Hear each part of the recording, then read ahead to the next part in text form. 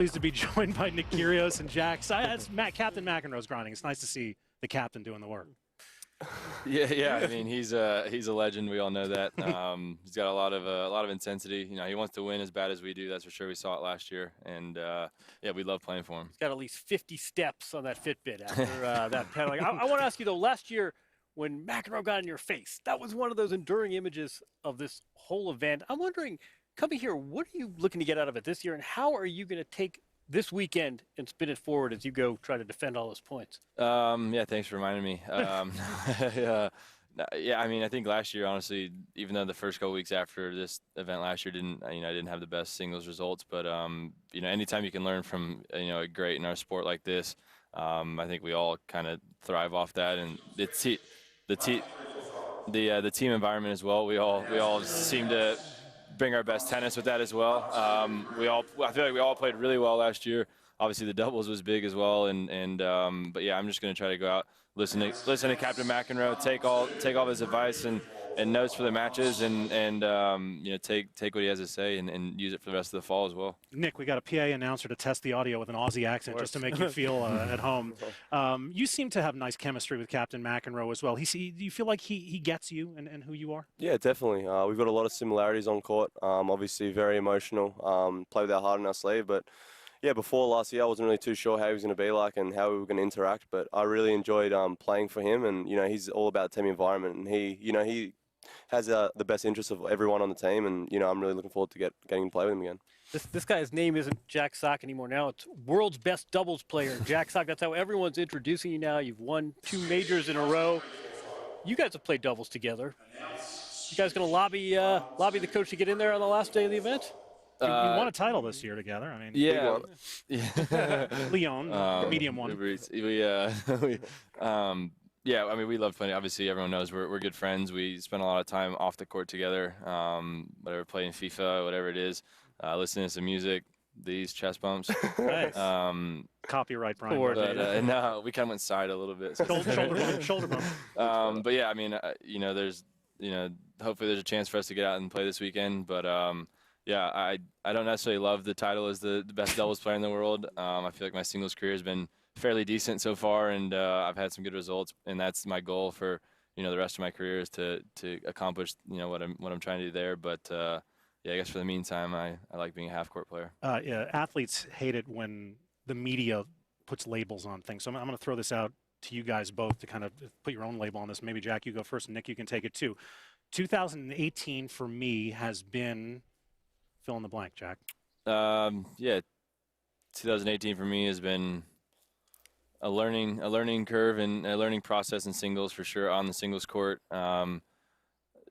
More on the mental side than anything. I think finishing last year the way I did, I needed to learn a lot with now the expectations and the pressures of when you hit the top 10 and now you're seated at tournaments differently. You're people are kind of, you have a target on your back. People are coming after you more than they did in the past, and just coping with that a little bit and learning with it. But obviously, I've had some great times on the doubles court as well, and I've always been an advocate of even if it's doubles, when I'm focusing on singles, but even if it's doubles, you're playing on the weekend somewhere, you're holding up a trophy. I mean, that can only help with your confidence.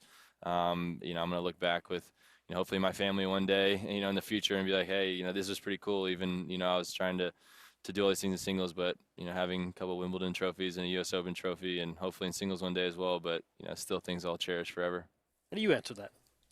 Yeah, I can add a lot to his resume, but for me, this year's been a roller coaster for me. I obviously started well, winning a title, and then just had a pretty much injury-plagued middle of the year. Didn't play a lot of tournaments, but managing to just travel around, and obviously it wasn't easy for me. I'd travel to these tournaments, living in Australia, watching these guys play, and not being able to compete was tough. And now fortunate enough to be able to play the Laver Cup, event that I had my eye on for a whole year. So it's not finished yet. There's a lot of tournaments after this week, so hopefully we can win them, I guess. You're a sick NBA fan. Everybody knows that. What was it like getting a tour of this place from Scottie Pippen?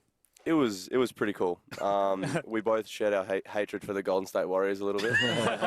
But yeah, he was. I just couldn't believe how big he was in person. His hands were huge. Like he was just. He was a long human. But he showed us around. It was a lot of fun, and it was obviously a dream. He looks like he can still play too. Yeah, geez. Yeah, for sure. Look at his hand was literally the biggest hand I've ever seen. The two guys that look like they can still play. I want to ask you too. This is serious business. I mean, we saw last year how serious you took it on the final day, but you know, there are always some times to whip out maybe some of your impersonations. One of our favorite tennis moments from the year, you know where we're going with this, was at Eastbourne, where you did a fair imitation of a surfer.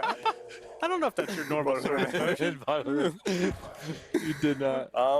No, I don't think I'll be doing it much It's uncanny. Yeah, look at that.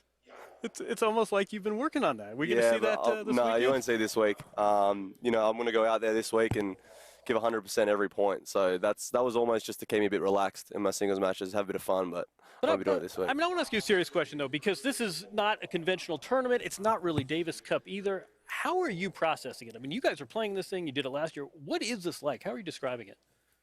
You want to go first? I mean, I ask anybody in our locker room, probably their locker room as well, that played it last year. I think when we all finished last year, we were in the locker room. We were like, all right, you know, obviously our goals is to perform on the ATP tour, you know, at the highest of abilities. But a lot of our motivation is to keep our ranking high to make this team again, because it was, for me, outside of probably Paris, but even it was really close with Paris even for best weeks of the year for me. Just, I don't know, he grew up playing team sports. I grew up playing team sports. John did. I'm sure other guys did as well. And when you can play on a team and you're playing for obviously more than yourself, and you have the support, you look over the bench and you see these guys doing these celebrations, it was just, I don't know, it was beyond incredible for me. And so I was ecstatic when Captain Matt gave me the call to come back. And I think we all kind of showcase our best tennis here as well, because we're in that team environment. And Captain Mac has given you the call twice on day one. You'll play singles against Kyle Edmund and doubles with Anderson against Djokovic and Federer. Here's the rundown. It starts with Tiafoe and Dimitrov, then you and Edmund. Then in the night session, Goffin, Schwartzman, and you play Djokovic and Federer in doubles. That's going to be good fun, isn't it? Yeah, they're whatever. You heard it here. We're going to break on that note. Jack Sock and Nick Kyrgios, thank you guys. Yeah, thank you guys.